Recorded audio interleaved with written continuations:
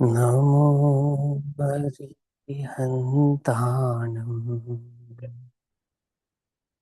नमो सिद्धाणं नमो आयरीयाणम् नमो वज्रायाणम् नमो लोये सवसाहुनम्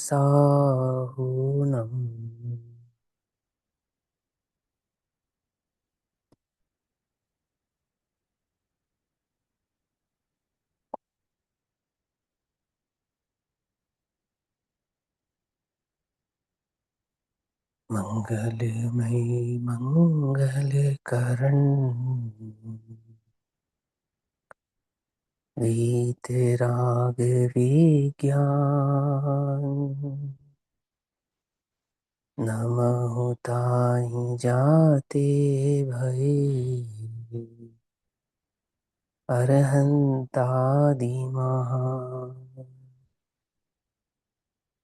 करिमंगल करहु महा ग्रंथ करने को काज जाते मिले समाज सब पावे निज पद राज इस भव तरु का मूल एक जानहु मिथ्या ताको करि निर्मूल अब करहु मोक्ष उपाय।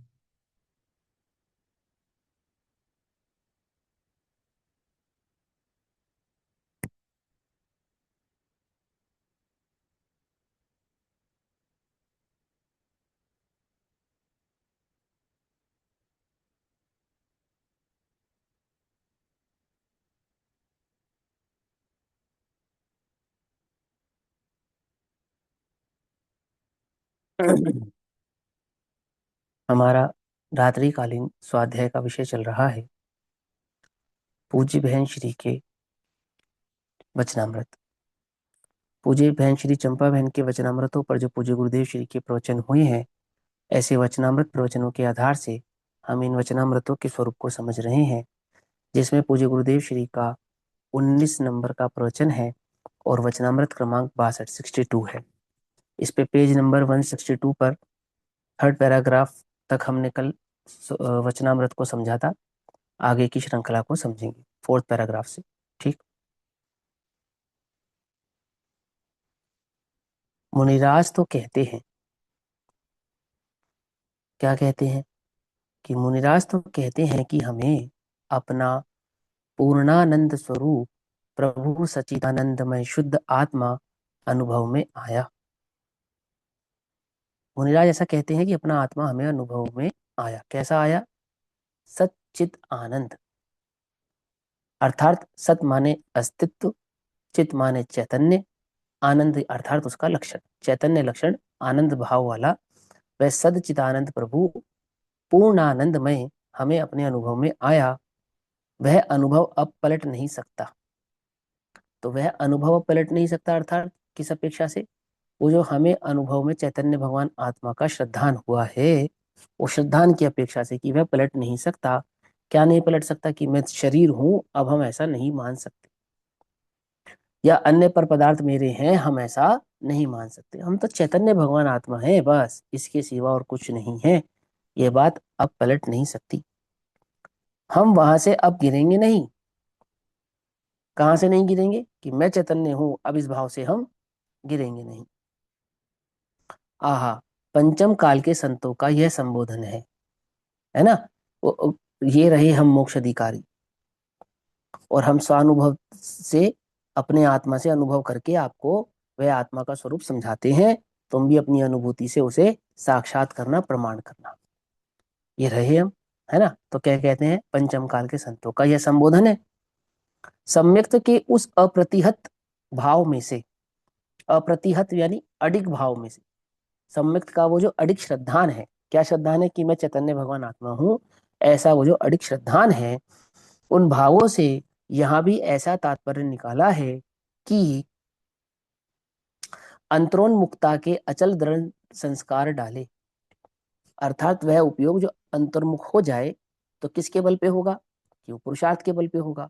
और वो पुरुषार्थ क्या है, कि विकल्पात्मक भाव में अंतर में ऐसा संस्कार डालना, अर्थात अपनी धारणा में इस बात को इतना मजबूती से स्वीकार कर लेना, क्या, कि अहो मैं चैतन्य भगवान आत्मा ही हूं। समझे बात समझ, देखो जब आप जन्मे थे ना, जन्मे थे, तब आपको एक संस्कार अनादि का था कि मैं देह हूं, ठीक है ना, ये अनादि का संस्कार था कि मैं शरीर हूं। लेकिन मैं जैन हूं, ये संस्कार अनादि का नहीं था, ये संस्कार आपको यहां आकर पड़ा। कोई बात समझे, यदि आप मुसलमान के घर में जन्मते तो आपको मुसलमान हूं का दृढ़ संस्कार पड़ जाता। एक प्रकार से देखा जाए तो मैं जैन हूं, हिंदू हूं, क्षत्रिय हूं, ब्राह्मण हूं, शूद्र हूं, इस प्रकार की जो भावना है ये ग्रहित मिथ्यात्व है, समझना ध्यान से, है ना। और अनादि का संस्कार क्या है, कि मैं देह हूं। अब चाहे वो एक इंद्रिय पर्याय में जाता तो, और चाहे वो संगी पंचेंद्रिय पर्याय में आया तो, मैं शरीर हूं, ये है अनादि का संस्कार। और वो शरीर में मैं जैन हूं, हिंदू हूं, आदि आदि भाव हूं, ये जो संस्कार, दृढ़ संस्कार पड़ा अपने भीतर में, एक दृढ़ संस्कार पड़ा कि हम जैन हैं। भले ही हमारा कार्य जैनों जैसा ना हो, भले ही हमारा जीवन जैनों जैसा ना हो, जैसा एक जैन का जीवन होना चाहिए, एक जैसा आदर्श जीवन जैन धर्म में एक जैनी श्रावक का होता है, भले ही हमारे उस आदर्श जीवन में हजारों लाखों कमियां हो, खामियां हो, लेकिन अपने अंदर में एक दृढ़ विश्वास क्या है, कि हम जैन हैं, है या नहीं है ना। ये श्रद्धा के स्तर पे है या विकल्प के स्तर पर है, ये प्रश्न है मेरा। क्या श्रद्धा के कहा, स्तर पर है। नहीं, ये धारणा के स्तर पर है। श्रद्धा के स्तर पर तो मैं देह हूं, ये बात है। और ये धारणा से स्वीकार हुआ है हमें अंदर में, जो ऐसा लग रहा है बिल्कुल, कि मानो श्रद्धा के स्तर पर हो कि मैं जैन हूं, श्रद्धा के स्तर पर तो मैं शरीर हूं, ये बात बैठी है। बात समझ में आ रही ना रही है। श्रद्धा मिथ्यात्व है ना, अनादि का मिथ्यात्व। तो अनादि से ये भावना तो नहीं टूटी कि मैं देह हूं, लेकिन अनादि से बार बार ये नहीं बदलता आया। जब शेर की पर्याय में गया तो शेर हो गया। तब क्या, कौन सा शेर था, जैन शेर था, हिंदू शेर था, मुसलमान शेर था, कौन सा था, क्षत्रिय था, ब्राह्मण था, शूद्र था, कौन सा था, नरक में कौन सा था, स्वर्ग में कौन सा था, एक इंद्रिय, दो इंद्रिय, तीन इंद्रिय, चार इंद्रिय पर्याय में क्या था, ब्राह्मण, शूद्र, वैश्य, शूद्र, क्षत्रिय, जैन, हिंदू, मुसलमान, सिख, ईसाई, क्या था, बोलो, नहीं था ना। लेकिन एक दृढ़ संस्कार क्या था, कि मैं देह हूं, प्राप्त पर्याय में तन्मय होकर। अब वो देह चाहे कैसी भी थी, एक इंद्रियवत थी तो एक इंद्रिय अवस्था रूप, और वो चाहे कुरूप देह मिली हमें नरक आदि में जाकर या कुभोग में जाकर, तो उस रूप। पर ये शरीर हूं, ये संस्कार तो दृढ़ अनादि का था। पर मैं जैन हूं, ये संस्कार, या मैं हिंदू हूं, या मैं मुसलमान हूं, या मैं जो भी हूं, मैं जिस भी उस कुल में, जाति में जाके जन्म लूंगा, वहां वो धारणा के बल पे वो संस्कार मुझे पड़ता है, और वो इतना गहरा लग रहा है अभी वर्तमान में, मानो मेरे श्रद्धा के लेवल पे हो। आ रही है बात समझ में, नहीं आ रही है, थोड़ा ध्यान से समझना। ऐसे ही श्रद्धा के लेवल पे धारणा से स्वीकार होता है कि मैं आत्मा हूं। अभी मिथ्यात्व दशा में ही जैसा मैं जैन हूं स्वीकार किया है ना, ऐसा मिथ्यात्व दशा में ही मैं आत्मा हूं, ऐसा स्वीकार होता है। किसने बतलाया तुम जैन हो, जब दूध पीते थे तो तुम्हें पता था जैन हो, है। जैन नाली में से बोल उठाते हैं क्या, क्या जब हम छोटे थे, है ना, जैन हूं इतना तो पता था, तो वो बोल चली जाती थी ना नाले में, तो डस्टबिन में। निकालने की चेष्टा करते थे। अरे नाले में चली जाती थी, डस्टबिन कहाँ, आजकल बंद नालियां, पहले ओपन होती थी, और खेलते थे क्या, तो चली जाती थी वो। तो माँ बाप क्या सिखाते थे, अरे हम जैन है बेटा, ये ऐसे नहीं निकालते, नाले में हाथ नहीं डालते, ऐसा सिखा देते, नहीं सिखाते, छोटे थे बिल्कुल छोटे एकदम, बोलना भी नहीं जानते थे, तो जो भी चीज पकड़ते थे सीधा मुंह में डाल लेते थे, डाल लेते थे, नहीं डाल लेते थे, जो भी हाथ आया, ये कोई परहेज करते थे हम, छना है अनछना है, भक्ष्या भक्ष्य खाने का है नहीं है, हर चीज को हर चीज का स्वाद लेना जानते थे, मैंने स्वाद से पहचानना सीखना सीखते थे उसको। मैंने मैं शरीर हूं, ये इंद्रियां मैं हूं, रसना स्पर्शन घ्राण चक्षु आदि, इसका जो एक्शन का रिएक्शन था, वो तो अनादि का है। लेकिन ये तो हमें संस्कार पड़ा ना, हम जैसे जैसे बड़े होते गए कि हम जैन हैं या हिंदू हैं या जो भी है, इस तरह के से उठना, इस तरह से बैठना, ऐसा बोलना, ऐसा नहीं बोलना, ये जो सारा संस्कार हमने अडॉप्ट किया है, वो शुद्ध सुनकर ही तो किया है, देखकर ही तो किया है। अपने माता पिता को, अपने गुरुजनों को, अपने बड़े जनों से देख कर सीख कर ही तो सीखा है ना। मम्मी मंदिर जाती थी, घर में पूजा पाठ करती थी, माला फेरती थी, तो हम भी उसको देख कर माला फेरने लगे, पूजा पाठ करने लगे, मंदिर जाने लगे। समझ नहीं बात। स्कूल गए तो कुछ चीजें स्कूल से सीखी, कुछ और अन्य जगह गए तो कुछ अन्य जगहों से सीखी। मैंने ऐसी बहुत सी बातें हैं जो जन्म के साथ हम अपने साथ नहीं लेकर आए थे, वो सब हमने यहाँ सीखा है। और इतनी दृढ़ता से सीखा है। देखो, बाप बड़ा ना भैया, सबसे बड़ा रुपया, ये कहाँ सीखा? माँ के पेट से नहीं सीखा, अनादि संस्कार नहीं है ये यहाँ सीखा है। क्यों? क्योंकि इससे पहले जब मैं गधा था ना, तो सबसे बड़ी घास थी मेरे लिए। क्या? समझ आई बात? नहीं समझ? रुपया बड़ा नहीं था। आ रही बात समझ में? नहीं, सोना चांदी बड़ा नहीं था, वो घास ही सब कुछ थी। सर्वोत्कृष्ट पदार्थ था मेरे लिए। था या नहीं था? सच्ची बात है। शेर की पर्याय में था, तो सर्वोत्कृष्ट पदार्थ क्या था? मांस था। वही सर्वोत्कृष्ट पदार्थ था। देव आदि गतियों में गए तो वो देव आदि गतियों के उत्तम भोग जो थे वही सर्वोत्कृष्ट थे। और पीआईजी साहब बन जाए गए थे, तब सर्वोत्कृष्ट पदार्थ क्या था? कि विष्ठा ही सर्वोत्कृष्ट पदार्थ थी। समझ में आ रही बात? नहीं समझ में आ रही? आज है कि वो तुम्हारे लिए सर्वोत्कृष्ट पदार्थ नहीं है। तो अनादि से पर में सुख बुद्धि है, ये तो अनादि की मान्यता है। लेकिन वो पर कौन से पर में सुख बुद्धि मैं मानूं और कौन से में नहीं मानूं, ये हम पर्याय की अपेक्षा से अडॉप्ट करते हैं, बदलते हैं।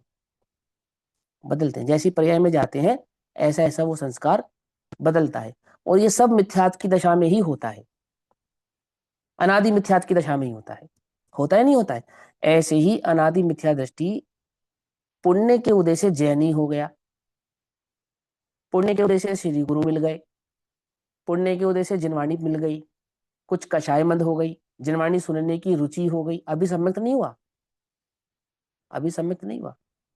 परंतु इस मिथ्यात्व की अवस्था में ही इतना दृढ़ संस्कार डाला उस धारणा ज्ञान में, कि अंतर से ये बात होने लगी, अहो मैं तो आत्मा हूं, मैं शरीर नहीं हूं, मैं तो चैतन्य भगवान आत्मा हूं, चैतन्य मेरा लक्षण है। ये सब कब हो रहा है? कहाँ हो रहा है? ये सब अनादि मिथ्यात्व की अवस्था में हो रहा है। समझ में आ रही है बात? नहीं समझ में आ रही है? जैसा मैंने सीखा कि मैं जैन हूँ, रुपया ही सुख का कारक है, घर ऐसा होना चाहिए, जंगल में था तो गुफा ही घर थी, पानी में था, मछली था तो पानी घर था या नहीं था? है ना? आज मनुष्य हो गया तो ईंट चूना पत्थर की सजावटी दीवारें ही घर हो गई है। ऐसे ही इसी धारणा ज्ञान से मैंने अंतर में ये स्वीकार किया, ये समझा, श्री गुरु की बात को सत्य माना।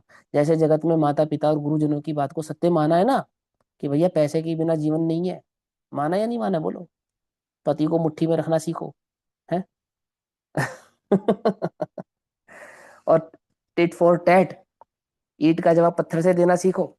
ये सीखा नहीं सीखा तुमने यहाँ पर सब? कि भैया भूलों की, ये दुनिया भूलों की नहीं है, जवाब देने वालों की है। नहीं तो दुनिया तुम्हें लूट लेगी, ऐसा कर देगी, ऐसा कर देगी। ये सब सीखा तुमने? नहीं सीखा। कुछ लोगों के ज्ञान से सीखा, कुछ अपने अनुभव से सीखा। सीखा या नहीं सीखा? और कितनी दृढ़ता से सीखा, कि अंदर में बिल्कुल गहराई से लगता है। जज करते हैं, हर किसी को देखते हैं तो जज करते हैं। ये सब कहाँ से सीखा हमने? ये अनादि से नहीं सीखा, ये संस्कार हमें यहाँ मिला। समझे या नहीं समझ में बात? ऐसे ही यहाँ एक संस्कार मिले, क्या मिला? कि जब श्री गुरु मिले तो श्री गुरु के माध्यम से हमें ये वस्तु स्वरूप का ज्ञान हुआ कि मैं चैतन्य प्रभु हूँ, शरीर से भिन्न हूँ, ज्ञान आनंद मेरा लक्षण है, असंख्यात प्रदेशी अनंत गुणात्मक उत्पाद व ध्रुव युक्त मैं एक आत्म द्रव्य हूं। ऐसा अंदर में गहरा संस्कार पड़ा। समझिए, उस संस्कार की बात है। कहाँ डाल रहा है? मिथ्यात की अवस्था में डाल रहा है। कैसे डाला जाता है? जैसे तुमने संसार के अन्य संस्कार अपने भीतर में जमाए हैं ना, ऐसे ही मैं आत्मा हूं, यह संस्कार अंदर भीतर में जमाया जाता है। समझे या नहीं समझ में बात? कि नहीं समझ में आई? ऐसे यहाँ क्या कहते हैं अंतर्मुखता के अचल दृढ़ दृढ़ संस्कार डाले और उसे सम्यक दर्शन निज शुद्ध आत्मा का निर्मल अनुभव होकर ही रहेगा। अभी सम्यक दर्शन हुआ नहीं है, लेकिन उसे सम्यक दर्शन होकर ही रहेगा। किसे? जो इस मिथ्यात की अवस्था में ऐसा दृढ़ संस्कार डालता है अपने भीतर में कि नहीं, ये संसार का सुख, संसार के भोग, ये देह, ये मैं नहीं, मैं तो आत्मा हूं। आती है बात समझ में? क्या कहा? ये जो बार बार सुनने और स्वाध्याय करने की प्रेरणा है, ये सिर्फ और सिर्फ उस संस्कार को दृढ़ करने के लिए।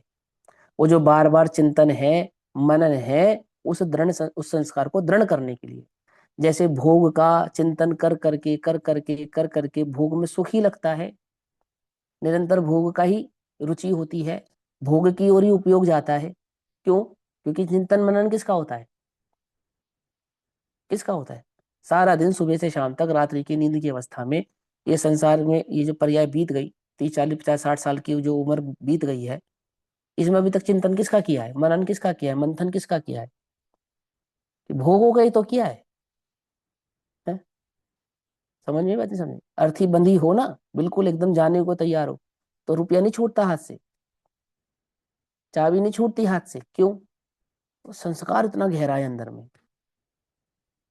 कि बस कोई बचा ले, भोग लूं, पा जाऊं, मान कषाय की पूर्ति हो जाए, क्रोध कषाय की पूर्ति हो जाए, इंद्रिय सेवन की पूर्ति हो जाए, बस यहीं पे उपयोग लगा रहता है, बिल्कुल दृढ़ता से एकदम, क्योंकि संस्कार इतना गहरा डाला है। अब इस संस्कार को तोड़ने की बारी है। पर से विभक्त एकत्व की उपलब्धि केवल सुलभ ना, इस संस्कार को तोड़ने की बारी है। दुर्लभ है संसार में एक यथार्थ ज्ञान, धन कन कंचन राज सुख सभी सुलभ कर जा है। ये एक संस्कार डालना पड़ेगा। कैसे डालना जाता है? श्री गुरु से बार बार सुनकर, बार बार चिंतन कर कर, बार बार मनन कर कर। क्या है बोल? बोल क्या है? जीव गायक के लक्ष्य से श्रवण करे, चिंतन करे, मंथन करे, तब उसे भले कदाचित सम्यक दर्शन ना हो, तथापि सम्यक सन्मुखता होती है। और वो सम्यक सन्मुखता किसके बल पर होती है? वो संस्कार के बल पर होती है। और संस्कार डालने की ये प्रथा है, बार बार सुनना, बार बार चिंतन करना, बार बार मंथन करना। समझे? तो तुम अगर सुनने में पास हो भी गए, तो चिंतन और मनन में अभी पास होना बाकी है ना? तो देखो क्या कहते हैं, उसे सम्यक दर्शन निज शुद्ध आत्मा का निर्मल अनुभव होकर ही रहेगा। बोलो भैया, अनुभव करना है या नहीं करना है? कि नहीं नहीं भैया, हमें अनुभव नहीं करना, मैं तो हूं। अरे इतना किया तो शाबाश। परंतु परंतु निर्विकल्प सह संवेदन अनुभव का पुरुषार्थ भी करना है, क्योंकि वास्तव में अनुभूति ही आत्मा है। क्या कहा? ये किसके वचन है? ये आचार्य अमृतचंद्र देव के वचन है। क्या कहते हैं वे? अनुभूति ही आत्मा है। ऐसा ठीक। मैं आत्मा हूं यह तो स्वीकार किया, पर आत्मा का अनुभव नहीं किया। क्यों? ऐसा हुआ या नहीं हुआ? बोलो। तो बोले कि तूने आत्मा हूं ही स्वीकार नहीं किया। क्यों? क्योंकि अनुभव बिना का आत्मा आत्मा नहीं है। ऐसा ये समझो ध्यान से, है ना? ये संस्कार की बात है। आगे क्या कहते हैं? जीव को अंतर में ऐसी लगन लगना चाहिए।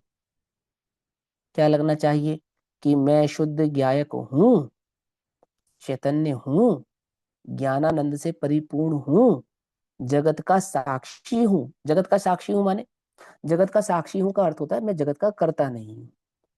तो कर्तृत्व बुद्धि से जगत की ओर नहीं देखना, तो साक्षी बुद्धि से तो देखना ना, कि देखना नहीं है, जानने में आ जावे तो साक्षी रहना। ऐसा कि मैं साक्षी भाव से जगत को देखता हूं, ना ना ना ना, ऐसा नहीं। ये तो उपदेश है कि साक्षी भाव से जगत को देखता हूं, अर्थात जगत जो मेरे जानने में आता है मैं उसका कर्ता नहीं हूं, मात्र ज्ञाता हूं। ऐसा जगत ज्ञेय है और मैं मात्र ज्ञाता हूं, है ना?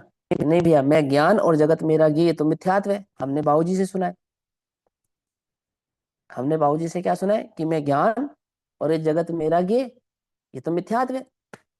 और और गुरुदेव क्या कह रहे हैं यहाँ पर? गुरुदेव तो कह रहे हैं कि जगत ज्ञेय है और मैं ज्ञ मात्र ज्ञाता हूं। है कि बाबूजी कहते हैं कि मैं ज्ञान हूं और जगत को जानना मेरा काम है, ऐसा जो मानता है वो मिथ्यात्व है। मैं ज्ञान हूं और जगत मेरे जानने में आ जाता है, तो वह उस ज्ञे का मैं मात्र ज्ञाता हूं, ऐसा मेरा स्वभाव है। उसको जानना मेरा काम नहीं, ड्यूटी नहीं है जगत को जानना मेरी, ये मेरी ड्यूटी नहीं है। ये तो ज्ञान का स्वभाव है कि जगत उसमें झलकता है, मेरे जानने में आ जाता है। कि मेरी ड्यूटी है कि जानना, कि जानता हूं मैं 5 इंद्रिय के विषयों को जानता हूं, तो भैया मैं तो जान रहा हूँ, भोग थोड़ी रहा हूँ। ना ना ना ना, ऐसा नहीं। वो कदाचित जानने में आता है तो उसका ज्ञाता है, परंतु जानने की इच्छा से तो उसको जानने का प्रयास करता नहीं है, ऐसा। तो कहते ज्ञाता हूं, जगत दृश्य है और मैं दृष्टा हूं, ऐसा लक्ष्य रख कर दृढ़ संस्कार डाले। अभी मिथ्यात्व की अवस्था में होने वाले पुरुषार्थ की बात है ये, है ना। उपयोग एक में स्थिर ना रहे तो दूसरे में ले जाए। विचार श्रेणी एक ही प्रकार की ना चले तो विचारधारा को उसी का उसी में अनेक प्रकार बदले। उसी का उसी में अनेक प्रकार बदले माने इस प्रकार के विचारों को नाना प्रकार के विचारों से एक चैतन्य ज्ञायक भगवान का ही निर्णय करे। कभी वैराग्य की भावना से करे, कभी भेद ज्ञान की भावना से करे, कभी संसार की असारता की अपेक्षा से करे, कभी स्वरूप के आनंद की अपेक्षा से करे। ऐसे भिन्न भिन्न प्रकार से एक चैतन्य ज्ञायक भगवान आत्मा का ही निर्णय करे। कभी कर्मों की सापेक्षता से करे, कभी कर्म निरपेक्षता से करे, है ना, ऐसा। उपयोग में द्रव्य अखंड और अभेद है, ऐसे एक ही प्रकार से विचार काम ना करे तो वस्तु में अनंत गुण है, उसकी अनंत पर्याय है, परिणति शुद्ध होना चाहिए आदि अनेक प्रकार से विचार करे। क्या विचार करे? परिणति शुद्ध होना चाहिए, ऐसा भी विचार करे। आत्मा अभेद है, ऐसा अभेद में ना टिके तो भेद में विचरण करे, और भेद में विचरण करे नाना प्रकार से अपने उपयोग को स्थिर करने का प्रयास करे। पहले स्थूल से सूक्ष्म करे, सूक्ष्म से अति सूक्ष्म करे, और अति सूक्ष्म से एक ज्ञायक भगवान आत्मा पर लेकर आए। ऐसा कब तक करे? ऐसा बार बार करे। ऐसा बार बार करने से क्या होता है कि संस्कार दृढ़ होता है कि भैया हम आत्मा है, ऐसा हम पढ़ते तो हैं, जानते तो हैं, लगता नहीं। क्योंकि तू सिर्फ आत्मा हूं ये याद कर कर आया है, इस पर चिंतन करके नहीं आया है, मंथन करके नहीं आया है। आई बात समझ में? जैसे रट स्कूल में रट लेते थे ना हम आंसर को, और टीचर क्वेश्चन पूछता था तो फटाफट आंसर दे देते थे, फटाफट एकदम। मैथ की इक्वेशन क्या होती है? भाव भाषित होती है, रटाफिकेशन होती है? बोलो। केमिस्ट्री की इक्वेशंस कैसी होती हैं? उनमें क्या भाव भाषण होता है? मैथमेटिक्स की इक्वेशंस में क्या भाव भाषण होता है? कुछ भी नहीं होता। फिजिक्स की इक्वेशंस में क्या भाव भाषण होता है? वेलोसिटी टाइम अपॉन स्पीड, ये वो, में क्या भाव भाषण होता है? कुछ नहीं होता। लेकिन रटे हुए ऐसे होते हैं कि मानो हम ही टीचर को केमिस्ट्री पढ़ा दें। है, कई बार तो इतना जबरदस्त रट्टा हो जाता है कि टीचर गलत हो जाता है और हम सही हो जाते हैं। ऐसा हो जाता ना एकदम, ऐसा रट। और भाव भाषण कुछ नहीं होता। वो तो केमिस्ट्री जानता है ना, जो उन केमिकल्स के साथ प्रैक्टिकली खेल कूद करता है, वो जानता है क्या मतलब है इसका। ऐसे ही मैं आत्मा हूं, ये हम याद करके चले गए। 7 तत्व होते हैं, 6 द्रव्य होते हैं, 9 पदार्थ होते हैं, ये याद कर लिया हमने। लेकिन इनका भाव भाषण तब तक नहीं होगा जब तक इन पे चिंतन नहीं करेगा, इन पे मनन नहीं करेगा, इन पे मंथन नहीं करेगा, अंदर में भीतर में स्वीकार नहीं करेगा कि मैं हूं। वो रुचि और संस्कार के बल पर होता है ऐसा, है ना। तो क्या कहते हैं? पर्याय अनंत है, परिपूर्ण शुद्ध होना चाहिए आदि अनेक प्रकार से विचार करे। उपयोग को सूक्ष्म से सूक्ष्म बनाए, है ना, सूक्ष्म से सूक्ष्म बनाए, ठीक है ना। जैसे हो वैसे अंतर में पर पसरने के लिए ज्ञान के वर्तमान परिणाम को, उपयोग को धीर गंभीर होकर सूक्ष्म करे। बहुत ध्यान से सुनो, एकदम प्रैक्टिकल लाइन है, पूज्य गुरुदेव श्री ने क्या कहा है, फिर पढ़ता हूं। उपयोग को सूक्ष्म से सूक्ष्म बनाए, तो कैसे बनाए उपयोग को सूक्ष्म से सूक्ष्म? सावधान होकर सुनना। जैसे हो वैसे। जैसे हो वैसे मतलब भाई जितना तुम्हारा क्षेम ज्ञान है और तुम्हें वस्तु स्वरूप जितना समझ में आया है ना। बहुत न्याय व्याकरण आदि की अपेक्षा से समझ में आया है, किसी को थोड़ा स्थूल समझ में आया है ना। लेकिन सभी को जितना जितना अपना वस्तु स्वरूप समझ में आया है उतना अंतर में पसरने के लिए, अपने आत्मा को, अपने उपयोग को अपने आत्मा में स्थिर करने के लिए क्या करे? ज्ञान के वर्तमान परिणाम को, ज्ञान का वर्तमान परिणाम क्या है? आ रही है बात समझ में? कि अभी तुम्हारे ज्ञान के वर्तमान परिणाम में क्या चल रहा है? कि बस आधे घंटे में सोना है? क्या चल रहा है ज्ञान के वर्तमान परिणाम में? ये रोज एक ही बात चल रही है कि ज्ञान के वर्तमान परिणाम में, अरे भैया अमुक का फोन आने वाला है। ज्ञान के वर्तमान परिणाम में क्या चल रहा है? वो ज्ञान का वर्तमान परिणाम यानी प्रेजेंस ऑफ माइंड। समझे? कहाँ है अभी वर्तमान में आपका उपयोग कहाँ है? उस ज्ञान, वो वर्तमान जो आपका उपयोग है, इस वर्तमान उपयोग में ये बात अंतर में जचनी चाहिए, स्वीकार होना चाहिए, ये उपयोग अंतर्मुखी होना चाहिए। वर्तमान उपयोग, उपयोग को, परिणाम को डैश डाल के उपयोग डाला, क्योंकि परिणाम और उपयोग एक अर्थवाची है। परिणाम कहो चाहे उपयोग कहो, है ना? आपको मैं कई टाइम से बताता आ रहा हूँ, समझाता आ रहा हूँ, याद होना चाहिए ना उपयोग को। धीर गंभीर होकर सूक्ष्म करे। धीर गंभीर होकर सूक्ष्म करे माने धैर्य के साथ, शांति से, अंदर में एकदम, बाहर का रस त्याग कर। धीर माने, धीर माने कहीं जाने की जल्दी है ऐसा नहीं। जैसे बच्चे होते हैं ना, उन्हें कुछ बात बतानी होती है तो उन्हें क्या लगता है हम जल्दी से सारी बात बता दे एकदम, है ना? ऐसा नहीं, ऐसा नहीं कि बताकर कहीं भागना है। धीर, धीर माने सारे जगत का उपयोग छोड़कर, सारे जगत से अपने उपयोग को हटाकर। अमुक का कार्य करना बाकी है, अमुक कार्य करना बाकी है, अभी ये काम करना बाकी है, अभी ऐसा करना है, अब सो जाते हैं, सुबह जल्दी उठना होता है, फिर नींद पूरी नहीं होती, ऐसे ऐसे नाना प्रकार के विकल्पों को छोड़कर धीर, धैर्य पूर्वक।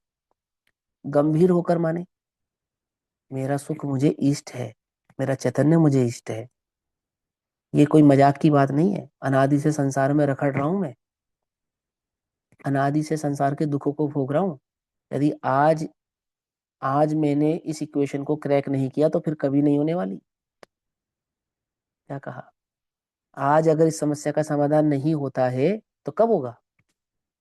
सभी प्रकार के संयोग प्राप्त हुए हैं, अनुकूल संयोग प्राप्त हुए हैं, देव योग से बुद्धि अनुकूल चल रही है। 1 मिनट लगे पलटने में। गुरु को बैरी समझने लगता है जी, उसकी गलतियां निकालने लगता है, मालूम? थोड़ा क्षेम ज्ञान बढ़ जाए ना तो उसको लगना, उसको गुरु में ही गलतियां दिखाई देने लगती है। उसको ये लगने लगता है कि ये मुझे क्या पढ़ाएंगे, मैं इन्हें पढ़ा दूंगा क्या, ऐसा भाव हो जाता है उसको। ये तो कहो कि मति थोड़ी, गुरु माने मैं गुरु नहीं, गुरु इन सेंस जिनवाणी में गलती दिखाई देने लग जाती है। बहुत विद्वान मिलेंगे आपको ऐसे। आचार्य अमरचंद्र देव ने गलत टीका लिखी है, आचार्य जयसेन देव ने टीका का अर्थ गलत लिखा है, आचार्य कुंद कुंद जो कहना चाहते हैं और आचार्य अमरचंद्र देव ने उससे कुछ विपरीत बात कही है, ऐसा। पूज्य गुरुदेव श्री ने अपने प्रवचनों में ये बात तो कही, ये बात नहीं कही, ये बात और उनको कहनी चाहिए थी, ये मैं तुम्हें थोड़ा विशेष बतला रहा हूँ। मुझे प्राकृत का ज्ञान है, मुझे संस्कृत का ज्ञान है, मैं विशेष ज्ञाता हूँ। ऐसी हो जाती है बुद्धि, मालूम? और सुनो, साम दाम दंड भेद हर नीति से सिद्ध कर देंगे वो। क्या? कि आचार्य अमरचंद्र देव की ये गलती है। ऐसे विद्वान है। कौन? जैन दर्शन के विद्वान है, जैन दर्शन के है, सम्यक दर्शन के उपासक हैं, देवशास्त्र गुरु के उपासक हैं, मोक्ष मार्ग रत्न त्रय की बात करते हैं। लेकिन क्या हो जाता है अंदर में? ये तो कहो कि बुद्धि वर्तमान में अनुकूल चल रही है। सही बात समझने की, सीखने की, गंभीर, ये गंभीरता समझा रहा हूं, आप गंभीरता समझो। थोड़ा क्षेम ज्ञान बढ़ता है तो जीव को ये लगने लगता है कि आचार्य ने यहाँ पर ये बात ऐसे नहीं ऐसे कह दी, ऐसे कहते तो और अच्छा होता, ऐसा लगने लगता है। अमुक अमुक सिद्धांत का यहाँ अर्थ गलत कर दिया, अमुक नए का अर्थ यहाँ गलत कर दिया, ऐसा ऐसा ऐसे ऐसे दौड़ने लगती है बुद्धि। और मुझे तो अंदर में सपने में भी आत्मा दिखाई देता है, और मुझे तो ऐसा विशेष विशेष ज्ञान आता है, विशेष विशेष अर्थ आता है। मैंने उसे अपने ये कचरा क्षेपशम ज्ञान का कचरा, अपने इस कचरे क्षेपशम ज्ञान का इतना आदर होने लगता है, इतना आदर होने लगता है कि वो ज्ञान सामान्य चैतन्य लक्षण तो धूमिल हो जाता है। और ये टूटा फूटा ये 2.5 अक्षर का ज्ञान भी पूरा नहीं है, जो इस ज्ञान को ऐसा समझने लगता है कि मानो मैं तो इस धरती पर केवल ही हो गया, ऐसा हो जाता है। समझ में? अथवा आत्मा की बात सुनने का जो वर्तमान में रस है ये छूट जाता है, भोगों का रस होने लग जाता है, अन्य अन्य बातों का रस पड़ने लग जाता है। आती बात नहीं आती, नाना प्रकार के विकल्पों में चला जाता है। थोड़ी वो कषाय मंद होती है तो मंद कषाय का रस आने लगता है। गंभीरता कर समझ रहे हो नहीं समझ रहे हो? जैसे लोग कहते हैं ना कि भैया मौके की नजाकत को समझो। तो क्या मौके की नजाकत को समझो? कि इस समय क्या करना योग्य है उस पर ध्यान दो। संकट की घड़ी है, मौज मस्ती मजाक करने की बातें तो बाद में रही, पहले जो करने योग्य कार्य है उस पर निर्णय कर लो। ऐसा ऐसा कहते नहीं कहते? ऐसे ही यहाँ कहते हैं कि ये जो क्षेपक्षम ज्ञान है, ये जो तेरा वर्तमान का उपयोग है, ये बड़ी मुश्किल से इस ओर आने के लिए तैयार हुआ है कि तू ये तू स्वीकार करे कि तू चैतन्य प्रभु है, शरीर नहीं है। ये बड़ी मुश्किल से हुई है ये बात। और देख लो अपने आसपास का वातावरण, और तुम अपने आप को ही देख लो ना, कि कितनी मुश्किल से तुम अपने आप को ये समझाकर तैयार करके बैठे हो कि हाँ मैं स्वीकार करूं कि मैं देह नहीं, मैं चैतन्य हूं।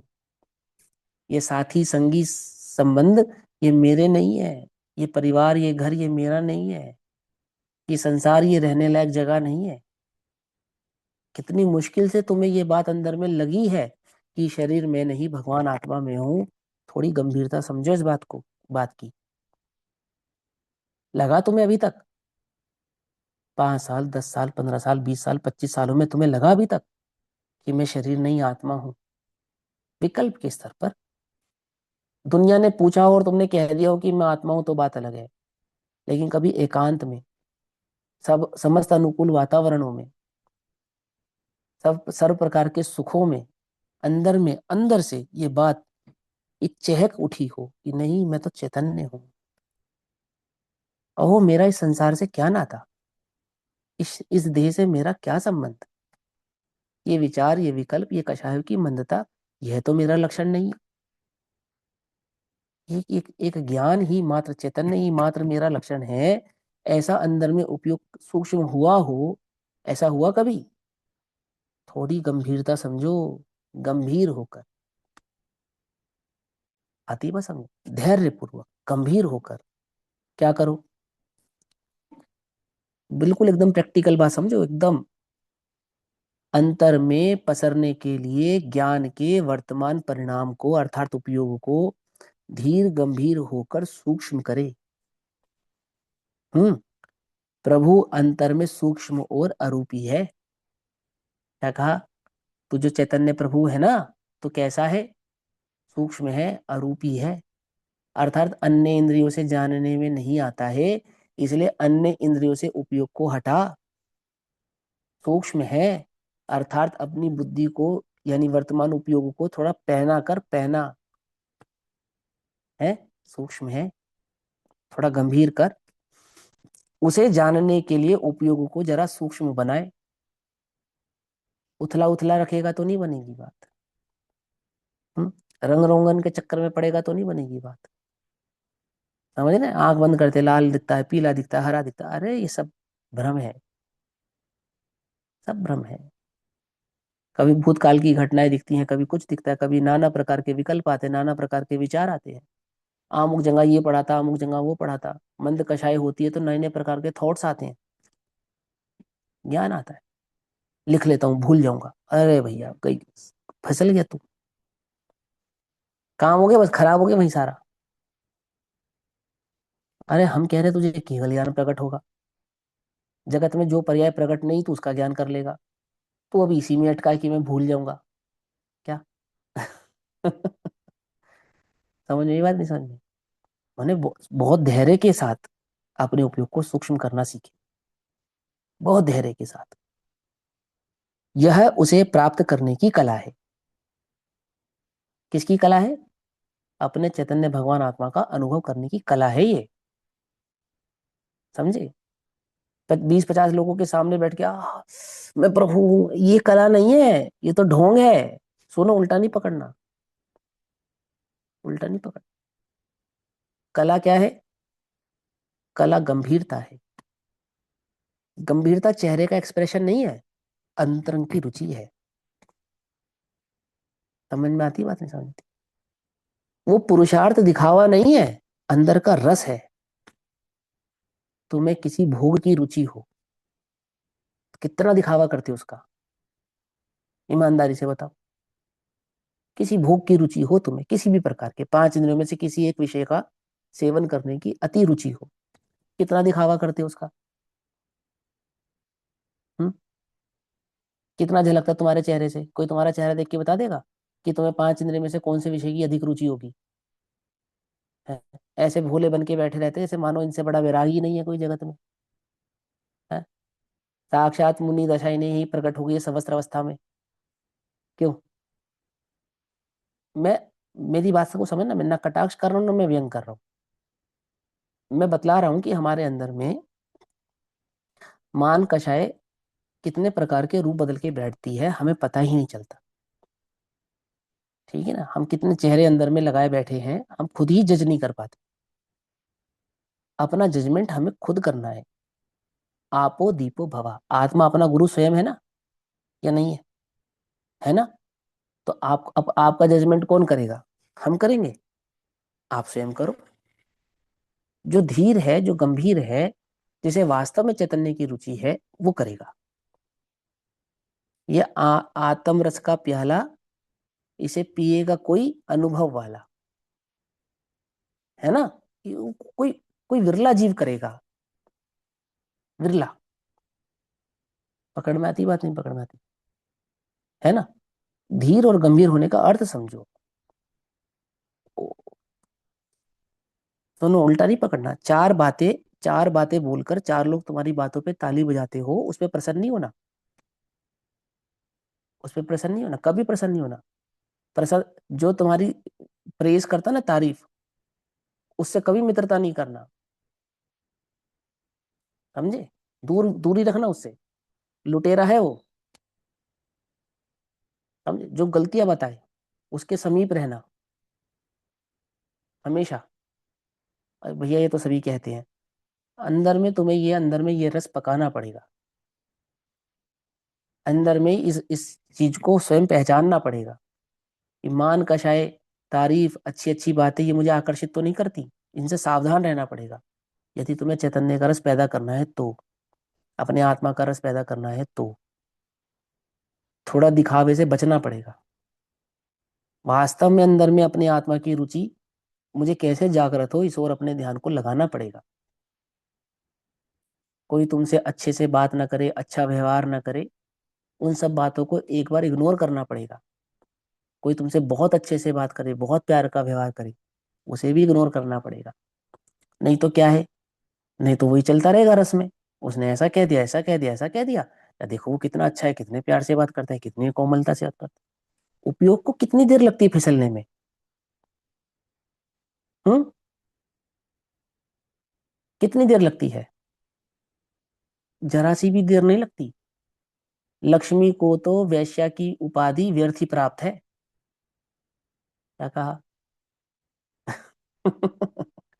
असली वैश्या तो ये परिणति है, ये उपयोग है। क्षण क्षण में बदल जाता है, क्षण क्षण में। कभी इसका, कभी उसका, कभी उसका, कभी उसका, कभी उसका। ऐसे थोड़ी आचार्य अपने उपयोग को, इस परिणति को व्यभिचारिणी कहते, व्यभिचारिणी समझते ना, वैश्या। ऐसे बहुत सावधानी से, मुझे मेरा कल्याण इष्ट है, ये गंभीर होकर, है ना? देखो क्या लिखा, ये उसे प्राप्त करने की कला है। उसे माने किसे? ये जो सूक्ष्म आत्म भाव में हूं, अपने इस चैतन्य भाव को प्राप्त करने की कला है। हम्म? बाकी व्रतादि का पालन एवं भक्ति करने से आत्मा प्राप्त हो जाए, यह दृष्टि यथार्थ नहीं है। तो किससे प्राप्त होता है? कि वस्तु स्वरूप को श्रवण करके, उस पर चिंतन मनन करने से, मंथन करने से, वहां अपने उपयोगों को तन्मय करने से, वह उससे प्राप्त होता है। हम्म? उसका लक्ष्य ज्ञायक पर नहीं है। जिसका लक्ष्य पर है, उसका लक्ष्य ज्ञायक पर नहीं है। जिसका लक्ष्य मंद कषाय पर है उसका लक्ष्य ज्ञायक पर नहीं है। जिसका लक्ष्य तीव्र कषायों पर, भोगों पर, विषयों पर है उसको तो यह उपदेश कहते ही नहीं। परंतु जिनका पर पदार्थों से उपयोग हटकर कुछ सूक्ष्म हुआ है, कुछ मंद कषाय रूप हुआ है, कुछ देवशास्त्र गुरु की शरण रूप हुआ है, कुछ सूक्ष्म ज्ञान में वो वस्तु स्वरूप समझने का भाव प्रकट हुआ है, उससे कहते हैं भाई कि तेरा ये मंद कषाय का परिणाम, इन मंद कषायों का लक्ष्य, यह तो कुछ ज्ञायक भगवान आत्मा को प्राप्त करने की कला या विधि नहीं है। क्या है कि इन सब से भी उपयोग को हटाकर अपने पूर्ण सच्चिदानंद चैतन्य प्रभु पर उपयोग को लगावे, वहां एकाकार करे, अंतर में भीतर में जाकर उसे स्वीकार करे। उस स्वीकृति से ही वह चैतन्य भगवान आत्मा अनुभव में आता है। जिसे उन शुभ परिणामों की मुख्यता हो, उसका जोर व्यवहार पर है और अंतर में पूर्ण आनंद का नाथ प्रभु महान सम्राट विराजमान है, उस पर उसका लक्ष्य नहीं है। जिस प्रकार संसार में मिथ्यात्व का एक छत्र राज्य चलता है, किसका? मिथ्यात्व का। कैसा चलता है? एक छत्र राज।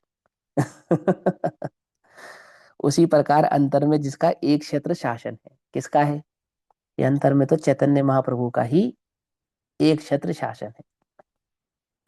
ऐसे ज्ञायक स्वभाव की महिमा आना चाहिए। ये महिमा कैसे? अंदर से आना चाहिए।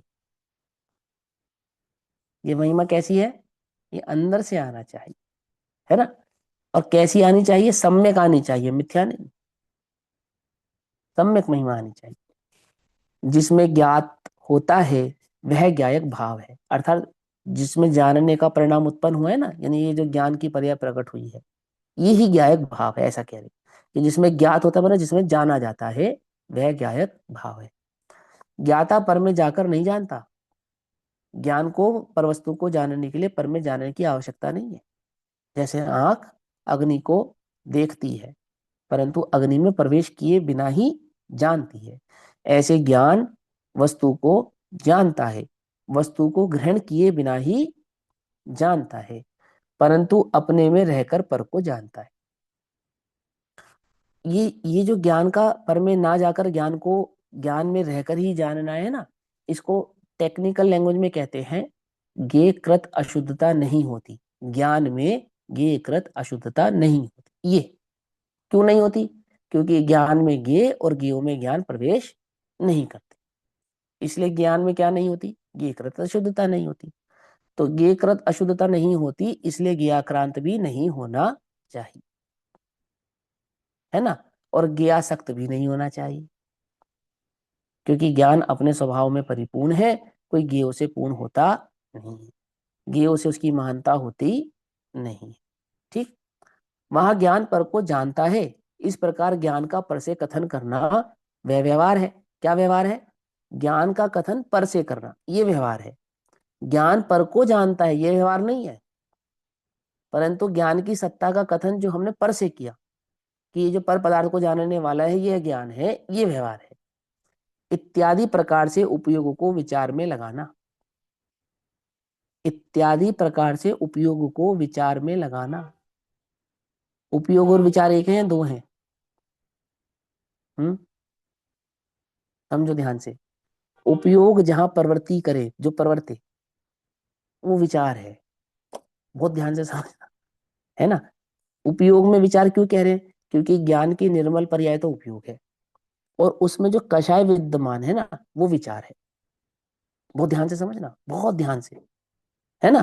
तो वो जो अंदर में राग विद्यमान है, अभी कषाय विद्यमान है, और उपयोग की अस्थिरता है, वो सब विचार है।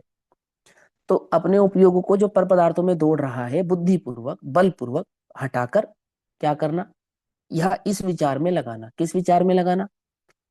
जिसमें ज्ञात होता है वह ज्ञायक भाव है, ज्ञाता पर में जाकर नहीं जानता है, परंतु अपने में रहकर ही पर को जानता है, और उस ज्ञान का पर को यह ज्ञान जो पर को जानता है, इस प्रकार ज्ञान का पर से कथन करना, तो यह तो व्यवहार है।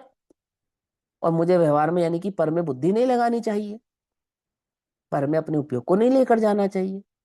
तो वहां उस पर से अपने परिणाम को हटाना, अपने ज्ञायक भाव में अपने अपन को स्थापित करना, इत्यादि ऐसे अनेक प्रकार से उपयोग को विचार में लगाना, अर्थात आत्म संबंधी भाव में अपने उपयोग को लगाना। ठीक, बात सूक्ष्म है भाई। क्या चल रहा है, ये प्रयोग विधि चल रही है, कैसे प्रयोग किया जाता है ना। मूल वस्तु को प्राप्त करने की सारी रीति ही अलग है। अभी तो क्या चलता है, अभी तो ये चलता है कि विचार करने की आवश्यकता ही नहीं है, तुम विचार के करता ही नहीं। तुम्हें तुम्हें ये विचारना पड़ता है क्या कि मैं आत्म शरीर हूं, मैं स्त्री हूं, है। तो तुम्हें ये विचारने की आवश्यकता नहीं है मैं आत्मा हूं, तो सहज ही होगा। अरे सहज कैसे होता है, सहज ऐसे होता है, इस विधि से जाता है सहजता की ओर, इस विधि से जाता है। अभी तो किस बात का जोर चलने लग गया है, कितना अच्छा लगता है।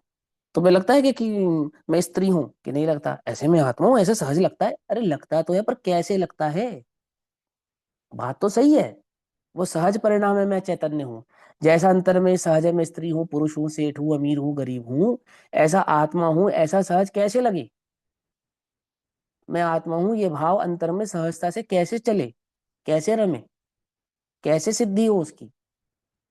हम्म, उसकी सिद्धि की विधि बतला रहे कैसे होती है ना। वहां चिंतन करने से, मंथन करने से, मनन करने से, उपयोग को लगाने से, ठहराने से, और मिथ्या कल्पना से नहीं। पहले श्री गुरु से वस्तु स्वरूप को भली प्रकार से समझे, पहला काम ये करे, बिना समझे नहीं, अपने मन मुताबिक नहीं कि मुझे ऐसा लगता है। अरे तुझे तो ये भी लगता है कि भोगों में सुख है, तू छोड़, तुझे क्या लगता है कि नहीं नहीं मेरी बुद्धि ऐसा कहती। तेरी बुद्धि तो अनादि से कह रही थी कि कषाय मेरा स्वभाव है। तेरी बुद्धि क्या कहती है, उससे हमें क्या लेना। आगम क्या कहता है, जिनवाणी क्या कहती है, श्री गुरु क्या कहते हैं, मार्ग क्या कहता है, समझ में आती बात नहीं समझ में। वहां वस्तु स्वरूप का कथन नाना प्रकार से है।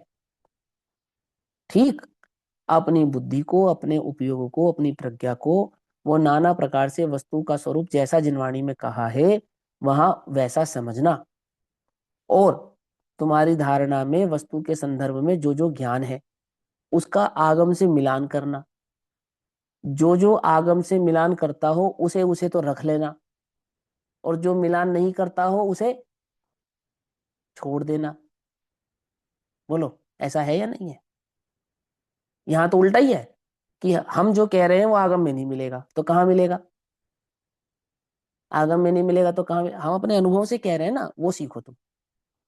ये तो कहानी उल्टी है पूरी की पूरी, है कि आचार्य अमरचंद्र ने नहीं कहा अपने मन से, आचार्य कुंदकुंद देव ने नहीं कहा अपने मन से, आचार्य जयसेन देव ने टीका नहीं करी अपने मन से, है।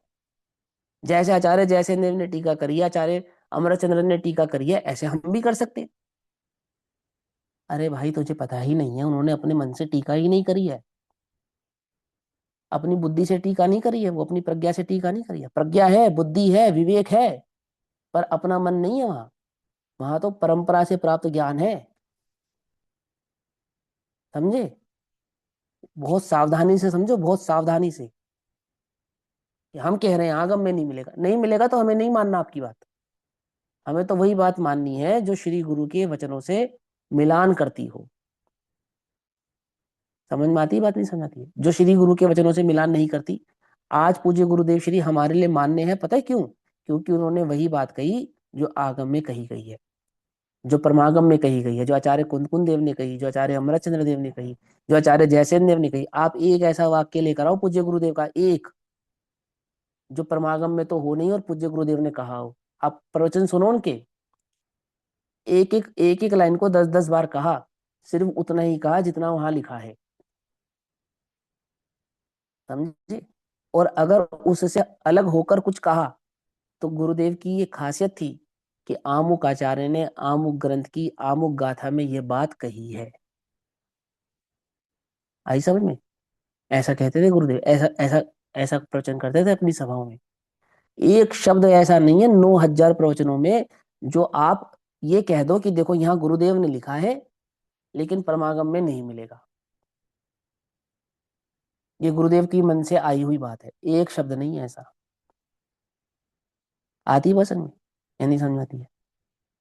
बहुत सावधानी से क्या कहते हैं, इत्यादि प्रकार से उपयोगों को विचार में लगाना। तो कैसे विचार में लगाना? वो आत्म संबंधी विचार में लगाना। वो कौन से आत्म संबंधी विचार? वो जो आगम से, श्री मुख से, श्री गुरु के मुख से हमने जाने, वस्तु स्वरूप का जो स्वरूप हमने जाना। बात सूक्ष्म है भाई। अब देखो, विचार करने वाले तो क्या विचार करते हैं कि जैनी लोग आलू क्यों नहीं खाते? क्योंकि वो जमीन के नीचे उगते हैं। अगर हम आलू पेड़ पे लगा दे तो खा लोगे ना? हमने अपनी बुद्धि से निकाला है। बुद्धि तो ये कहती है, क्या कहती है? कि पुराने जमाने में लाइट नहीं थी। अच्छा, तो इसलिए लोग रात में भोजन नहीं करते थे, क्योंकि प्रकाश के अभाव में बहुत जीव उत्पत्ति होती थी, है ना? और वो जीव उत्पत्ति के अभाव, सद्भाव के कारण जैनी लोग रात में खाना नहीं खाते थे। पर आजकल तो इतने प्रकाश है, सब कुछ है, एक भी मच्छर दिखाई नहीं देता, तो खा लेना चाहिए। अब तुम्हारा तर्क और तुम्हारी बुद्धि तो ये कह रही, अब ये तुम्हें आगम में नहीं मिलेगा। देखो, ये हम कह रहे हैं, हैं? कोई कहता है कि महावीर भगवान ने जूते क्यों नहीं पहनने से मना कर दिया साधुओं को? वो पहले चमड़े के बनते थे। तो भाई, वस्त्र पहनने से भी मना किया साधु को, तो वो भी चमड़े के बनते थे क्या? पर समस्या क्या है कि दिगंबर साधु को साधु ही नहीं मानते, श्वेतांबर साधु को साधु मानते हैं, लेकिन उन्हें जूता पहनाना पहनाना चाहते हैं। माने कुतर्कों का क्या है कि आगम में नहीं मिलेगा, हम अपने बुद्धि से कह रहे, अपने तर्क से कह रहे। उन्हें पता ही नहीं है लाइट कब बनी, बल्ब कितने सालों पहले बना होगा, कितना पुराना इतिहास है बल्ब का, है? एडिसन ने बनाया था, एडिसन ने, है? कितने साल पहले हुआ एडिसन? हो गए होंगे 2-4 हजार साल पहले, है? कितना साल हो गए होंगे? 200-400-500 साल हो गए होंगे। जी 1500 साल अप्रोक्स। पहले लिख दिया। 1500 साल पहले किसने? आचार्य अमरचंद्र देव ने। मालूम क्या? कि कोई यह तर्क करता है कि प्रकाश के अभाव में रात्रि भोजन करने का निषेध है। ये 1500 वर्ष पहले लिखी है ये बात। समझे? ये लाइट बल्ब के जमाने का तर्क नहीं है ये। आज से 1500 वर्ष पूर्व का तर्क है। और ये तर्क आचार्य अमरचंद्र देव ने परंपरा से ही प्राप्त किया है, मालूम? पर कुछ सुध बुध ना ही रही है, मिथ्यामति छाई गई है। समझ में आई बात या नहीं समझ में आई? वो सावधानी से क्या कहते हैं? इत्यादि प्रकार से उपयोगों को विचार में लगाना। बात सूक्ष्म है भाई। मूल वस्तु को प्राप्त करने की सारी रीति ही अलग है। क्या सारी रीति अलग है? कि लोगों ने तो रीति क्या बनाई? व्रत, तप, त्याग, उपवास, भक्ति आदि को बनाया। जबकि रीति तो अपने चैतन्य भगवान स्वरूप भगवान आत्मा में अपने उपयोग को लगाना था। रीति तो यह थी। और रीति क्या बना ली कि लगाने, लोगों ने व्रत लो, प्रतिमा धारण करो, इस प्रकार उसकी रीति ही बदल दी, बदल कर रख दी है। और हम भी बदल रहे हैं, नहीं बदल रही हैं? विचार मत करो, मन कुछ जरूरत नहीं है, ध्यान करने की आवश्यकता नहीं है, और कुछ विकल्प करने की जरूरत नहीं हो। तो हूँ, बस हूँ, बस अपना खाना पकाओ, रोटी खाओ, व्यापार करो, धंधा करो, मैं तो हूँ बस। अब बात गलत नहीं सुनो, उल्टा नहीं पकड़ना। भाई, ये रीति नीति क्या है? सारे जगत से उपयोग को हटा, अपने चैतन्य भगवान आत्मा में लगा, उसका चिंतन कर, उसका मंथन कर, भीतर में उसको स्वीकार कर। ये उस चैतन्य भगवान आत्मा को प्राप्त करने की विधि है।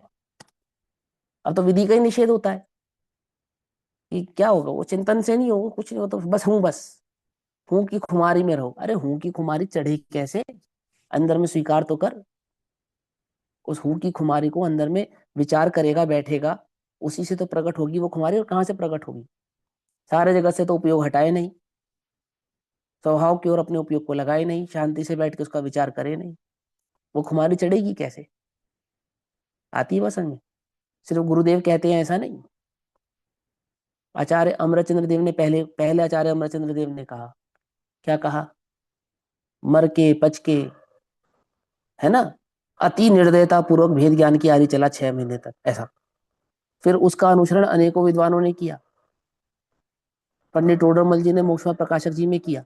उसी विधि का अनुकरण, उसी विधि का अनुकरण पूज्य बहन श्री के बोलों में आया, पूज्य गुरुदेव श्री के प्रवचनों में आ रहा है। समझ में आई बात? कोई ये विधि पूज्य गुरुदेव श्री ने निकाली है ऐसा नहीं है, ये तो कब की चल रही है। मार्ग ही यही है भाई, मार्ग ही यही है। विचार कर, धैर्यता से, गंभीरता से विचार कर। मैं आत्मा हूं याद मत कर, मैं आत्मा हूं इस बात पे विचार कर। बाहर से बाहर का रस तोड़, भीतर का रस जगा, ऐसा पुरुषार्थ कर कि मेरे करने से तो नहीं होता है, कि हाँ नहीं होता है। कि विकल्प का करता तो मैं नहीं हूं, कि हाँ तू नहीं है। परंतु वर्तमान ज्ञानोपयोग की पर्याय का कर्ता तू ही है। अपने ज्ञान का कर्ता तू स्वयं ही है। निर्णय करने की सामर्थ्य वह तेरी ही है। तू असंगी होता तो हम तुझे उपदेश नहीं करते। क्या कहा? असंगी होता तो हम तुझे उपदेश नहीं करते। अहो तो संगी है। तुझे तुझे प्रज्ञा प्राप्त हुई है, तुझे विवेक प्राप्त हुआ है, तुझे भेद ज्ञान करने की शक्ति प्राप्त हुई है, तो तुझसे ऐसा कहते हैं, है ना। पुरुषार्थ से मोक्ष की प्राप्ति, वो प्रकरण पढ़ा तुमने मोक्ष में प्रकाशक जी में? क्या प्रकरण है वो? पुरुषार्थ से मोक्ष की प्राप्ति। तो क्या पुरुषार्थ बताया वहां पूज्य आचार्य कल्प पंडित डोडरमल जी ने? है कि 6 घंटा पेड़ पेड़ पे उल्टा लटकना पड़ेगा? नहीं, ऐसा नहीं बताया। तो सुबह 4 बजे उठना पड़ेगा। क्या तत्वाभ्यास। बताया? हाँ। वहाँ पुरुषार्थ से मोक्ष की प्राप्ति का जो उपाय है, सम्यक सन्मुख मिथ्या दृष्टि का स्वरूप तो पढ़ा ही होगा आपने, मैंने कई बार कहा है। मैं ऐसा मानता हूं कि आप सबने पढ़ा है ना। पुरुषार्थ से मोक्ष की प्राप्ति का उपाय, वो प्रकरण, और सम्यक सन्मुख मिथ्या दृष्टि का प्रकरण, इन दोनों प्रकरणों को एक साथ मिलाकर पढ़ना, तो तुम्हें विधि प्राप्त होगी जो आज आप पूज्य गुरुदेव श्री कह रहे हैं कि क्या विधि कही है वहां पर। समझे? और उसी विधि का खुलासा। अब ये बात मैं क्यों कह रहा हूं कि ऐसा नहीं है कि पंडित टोडरमल जी ने वो बात ऐसे ही कह दी। वो ऐसी इतनी इंपॉर्टेंट बात है कि वो पुरुषार्थ से मोक्ष की प्राप्ति का उपाय वहां, सन्मय सन्मुख मिथ्या दृष्टि का स्वरूप वहां, और फिर रहस्यपूर्ण चिट्ठी में अनुभूति की विधि वहां। मैंने उन्होंने इतनी जगह उसको मेंशन किया है, और भी अनेकों जगह मेंशन किया ही होगा। क्यों किया होगा या नहीं किया होगा? अब तुम पढ़ोगे साहित्य तो तुम्हें दिखाई देगा कि हाँ यहाँ पे भी किया, यहाँ पे भी किया, यहाँ पे भी किया, तो तुम्हें दिखने लगेगा। है, देखो क्या कहते हैं। एक पैराग्राफ पढ़ लेते हैं, समय हो गया। जिसमें विकल्प है ही नहीं, जिसकी प्राप्ति विकल्प द्वारा होगी नहीं होगी। क्या कहा? जिसमें विकल्प है ही नहीं, उसकी प्राप्ति विकल्प द्वारा होगी? बोले नहीं होगी। तो भगवान आत्मा तो निर्विकल्प शांति एवं निर्विकल्प आनंद से ज्ञात हो ऐसा है। अर्थात वो तो निर्विकल्प स्वयं संवेदन भाव से प्रकट होगा ना। तो अनुभूति तो उसी का नाम है, विकल्प का नाम अनुभूति नहीं है। और वो विकल्प से प्राप्त होता हो ऐसा भी नहीं है। परंतु ऐसा होने पर भी अनंतर पूर्ण क्षणवर्ती पर्याय का जो पुरुषार्थ है ना, उसका भी निषेध नहीं है। दो बातें हैं यहाँ पर, ध्यान से समझना। क्या कहते हैं? जिसमें विकल्प, अब ऊपर तो सारी बात कौन सी बोली? ऊपर तो सारी विकल्प की बात बोल दी। अब कोई विकल्प में ही संतुष्ट होकर रह जाए, उस पुरुषार्थ में ही संतुष्ट होकर रह जाए, उसी को पुरुषार्थ मान के बैठ जाए, तो क्या कहते हैं? सुनो भाई, ऐसा नहीं, इतना करना। तथापि ये ज्ञात रखना, क्या ज्ञात रखना? कि जिसमें विकल्प है ही नहीं, उसकी प्राप्ति विकल्प द्वारा होगी। कोई विकल्पों से हो जाएगा क्या प्राप्त? नहीं होगी। तो फिर कैसे होगी? कि भगवान आत्मा तो निर्विकल्प शांति एवं निर्विकल्प आनंद से ज्ञात हो ऐसा है। ठीक है ना। अब यहां जो ऊपर की लाइन में विकल्प की बात है, वो कौन से विकल्प की बात है? आत्म संबंधी जो तत्व विचार कर रहा है उसकी बात नहीं है। उसकी बात तो दूसरे नंबर पे है। पहले नंबर पे राग की बात है। व्रत तप त्याग उपवास भक्ति, क्या उनसे आत्मा की प्राप्ति होगी कि नहीं होगी? तो क्या फिर आत्मा का चिंतन करने से आत्मा प्राप्त होगा कि उससे भी नहीं होगा? आत्मा के चिंतन से भी उपयोग को हटाकर आत्मभाव पे स्थिर करने से वह आत्मभाव प्राप्त होता है।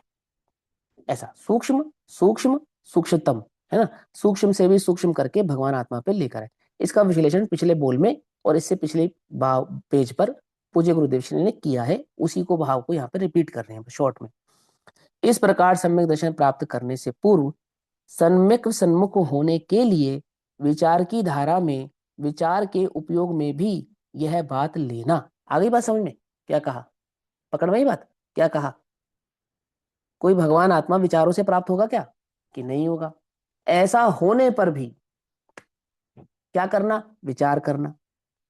लेकिन विचार करते समय ये बात याद रखना, क्या? कि विचार आत्मा नहीं, आत्मा तो निर्विकल्प स्वयं संवेदन भगवान आत्मा से ही ज्ञात होता है। ऐसे दो बातें कह दी, नहीं कह दी? है ना? ऐसी सावधानी रखवाई, नहीं रखवाई?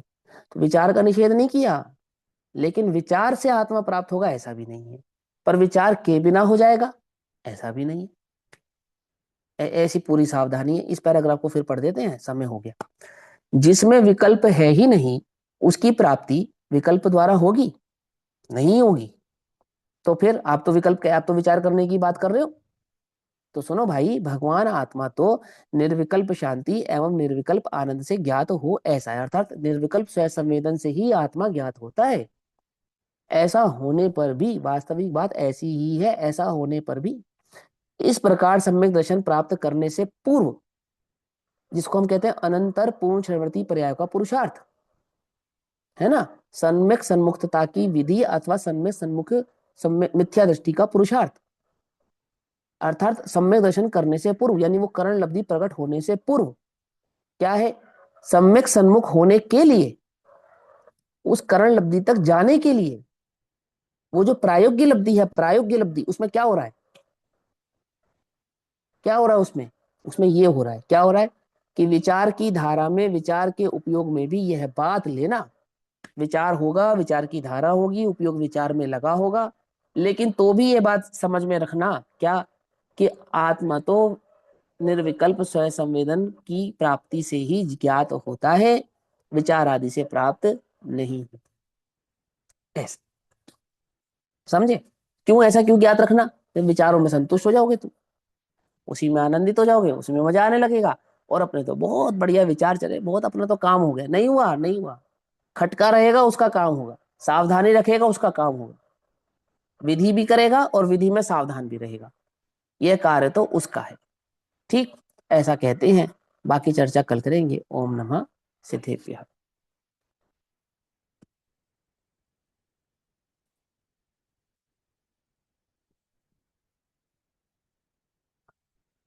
निज निधि निज में बताए, यह अनंत उपकार है, उसके लिए जिनवाणी माँ को वंदनम शत बार। नमो रिंदम, नमो जी, नमो रिंदम।